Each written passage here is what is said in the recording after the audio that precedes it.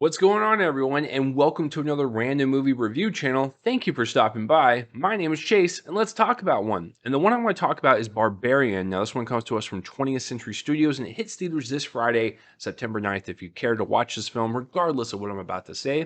So, what is this movie about? A woman staying at an Airbnb discovers that the house she has rented is not what it seems. So, going into this, I remember everyone just talking about it for weeks on end, and everyone's saying like this is one of the best horror films they've seen in a while, and I was like getting super excited because I love kind of smaller films like this that just kind of come out of nowhere and people are just raving about. I love Bill Skarsgård and Justin Long. Like this could turn out to be a sleeper hit of this month in September, and so I was looking forward to it. I didn't even see a trailer for it. I just saw the poster. It kind of reminded me of like retro horror films from like the 70s or like 80s, and like I remember like when I was a teenager and I ventured out to like watch all these older horror films, and like I saw stuff like Evil Dead and all that stuff. I love these kind of like painted posters. It's a really great throwback to those types of films. So all that said, like going in, I was super excited. So after watching the movie, Hi, it's me interrupting me, and I just wanted to take a break to thank the sponsor of this review, Movie Palette. Movie Palette takes the concept of the movie poster to the next level. Movie Palette consists of stripes of colors carefully chosen by their team of artists. Every stripe represents a color of a particular scene in a movie and is put in chronological order on the canvas. There are so many movies to pick from, and it doesn't even stop there. They also have whole seasons of TV shows. I recently moved and I needed some things to put on my wall, and I was getting tired of putting up traditional movie posters and wanting something different, and Movie Palette stepped up to the plate. The movie palette that I chose was one of my favorite movies of all time, Logan. This gorgeous palette is a constant reminder of how beautiful this film is and how each scene evokes a different emotion all through its language of color, not to mention a great conversation starter. This is a unique piece to any film and TV lover's home, and I want to help you get one. Use the discount code CHASE15 for 15% off of any product on their website. Film is art, so why not display your favorite as such? That's 15% off of your order when you use the code CHASE15. I kind of love it. At least for like 95% of the way, which I'm very sure about. And then that last 5%, I'm a little iffy on. I still like it, but the reason why I say that is because everything in the film has such a grounded nature to it, and there's a lot of just like deeply rooted, disturbing things that happen that reflect real life. To where the last 5% get a little over the top and goofy and kind of campy, to where it kind of breaks that realm and goes into fantastical. It doesn't really gel well 100%, but that's the reason why like I'd say I love it, love it, love it, love it, and then I like it. It was a nice ending. So that's where I'm kind of at. But either way, this is a unique horror film that I have not seen in quite some time. It had such a pop in the theater when I saw it, pins and needles the entire time while I'm watching it. It was a unique experience, and I appreciate everyone involved for making this and releasing it in theaters, especially Disney, doing something as crazy as this. Um, yeah, yeah, I really love it. It's good stuff. So yeah, if you're a horror film or if you're a fan of like gory horror films or disturbing horror films, like I think this one's it for you. It even kind of reminds me a little bit of Hatchet. Do you guys remember that movie?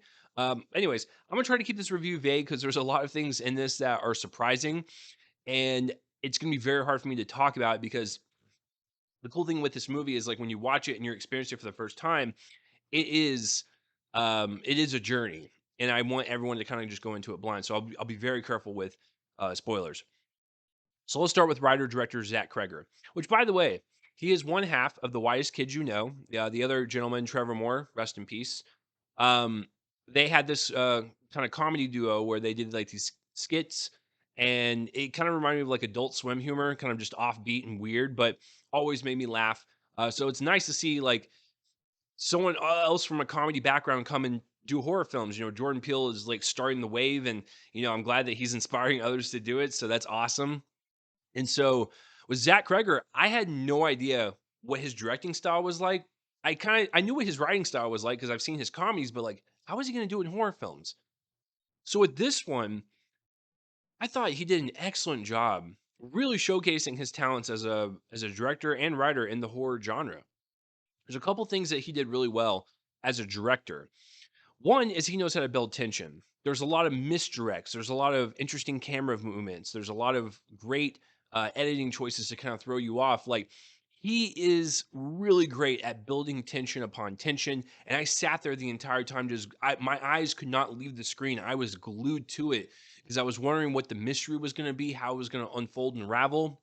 And then, of course, um, just the overall suspense looming throughout the entire story was pristine. Love that. The other thing that he did really great as a director is balance. There is a lot of tone shifting throughout this film. This story is told in a non-linear structure. We go forward in time, we go backward in time, we come back to the present. Like there's a lot of shifting, and that could be very detrimental to anyone's film. And it could seem like it's jarring or just it doesn't feel right in the transition, but this felt right. I mean, we like I said, without spoiling anything, we go into the future, we go into the past, we go from horror suspense to uh darkly comedic, and then back to like serious and disturbing, and then back to survival mode. Like it's crazy how many times it shifts, but I think it works. Like I think it will jar some people on the first one when it transitions between the first and the second one, because they're kind of told in like chunks, like 4 or 5 chunks. So I think the first time it transitions, I think it's going to throw people off for sure. But once you kind of get into the rhythm, and then you're like, okay, this is how the story is being told. It kind of just adds a uniqueness to the story and just the overall movie going experience because we don't see many movies that do this. So, but I think it works for this. But, yeah, and then back to the writing, I really like the dialogue is sharp, the characters are really fun to follow, and then, also it translates to the performances, which we'll get to in a second. But also, Zach Kreger's also asking an important question. Who's the actual barbarian? We are running away from something in this movie. Is that the barbarian? Are we barbarians? Like, excuse me. There's a lot of questions that he asks us as an audience to really like kind of dive into who is the barbarian on screen. And so I thought that was kind of an interesting game that he was playing with us because there was a lot of, like I said, a lot of misdirect. You know, when the movie starts, without spoiling anything, we have our main character, Tess, played by Georgina Campbell, and Keith, played by Bill Skarsgård. The whole time I was like, Bill Skarsgård's up to something. Maybe. And so that's what I'm saying, like, it just and then it pivots, and it pivots again, so really just kind of a great mystery that just unravels before your eyes, really entertaining stuff just from a, entertainment perspective, but yeah, Jack Kreger, great job.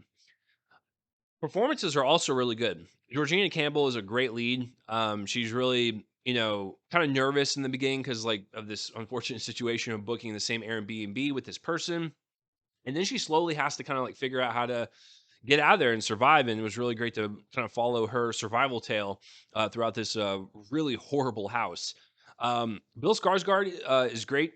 I always like his presence, he kinda has, like, that personality where he can flip on a dime when he's playing these characters, so you don't know if he's, like, playing a good guy or a bad guy. Love that about him. Once again, misdirect. And then Justin Long, excuse me, Justin Long is, he's actually fantastic in this. He's probably my favorite part about, the entire film. There's a lot of layers to him. Without going into any spoilers, his character is more of a, how to put this lightly, a D-bag, at first, and then you start to feel sorry for him, and then you're like, was he actually, like, wronged? Like, do people perceive him as a D-bag when he's not? Like, what's going on underneath him? And then, like, then his personality slowly unravels throughout the story, and then by the end, you definitely know what type of person he is.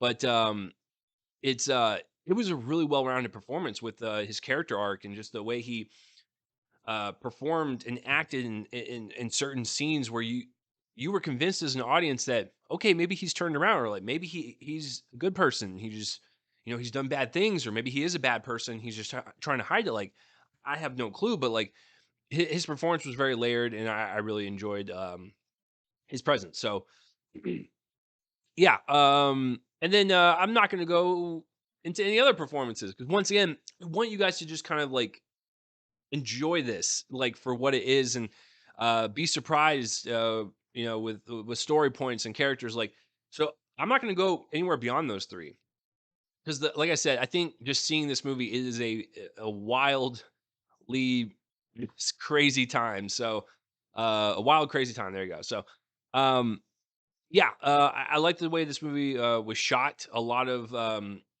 utilization with like dark shadows and flashlights, and it just really adds to the atmosphere of the film. I love the sets that they built. I don't know where they built those, or if they were sets, or if they were actual like locations. I don't know what it was, but it was absolutely creepy and unnerving. And I just I loved the whole setting of this film. It was great. Really, like I said, just really adds to the atmosphere. But yeah, that's all I can pretty much say without really diving into spoiler territory. So I love 95% of it, and I'm very confident that I can tell you that 95% of this movie is fantastic. I think that last bit in the ending is gonna really throw people and really kind of push the limits of believability and like, does this hold up to the other bits that I saw?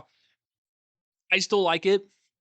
Um, but I will say, like, leading up to that point, it was so strong that even if the ending is slightly weaker, this is one of the best movies I've seen all year. So it just is. If you are into horror films, if you're into, you know, creepy films, disturbing films, like darkly comedic, like it kind of has a maybe like an Evil Dead vibe as well. Not as gory, but definitely you know, flashes of that, when they get, once again, spoilers. They get to certain parts of the house, and it kinda reminds me of, like, The Descent or, like, certain movies with caves or whatever, so, yeah, it's kinda got a little bit of everything, but you know what? It's wholly unique to Zach Kreger, and thank you, sir, for bringing this to the big screen and everyone else involved. You guys knocked it out of the park. And thank you for Disney and 20th Century Studios for releasing this. So yeah, that will do it for this review of Barbarian. Please let me know down below, whether you liked it, loved it, hated it. I'm actually curious to know if there's like people that like really hate this movie or like just like it or really love it. I want to know all opinions on this because I'm curious myself. So that will do it for this review. I'm Chase Lee, and tune in next time for whatever I review next. I will see you guys later.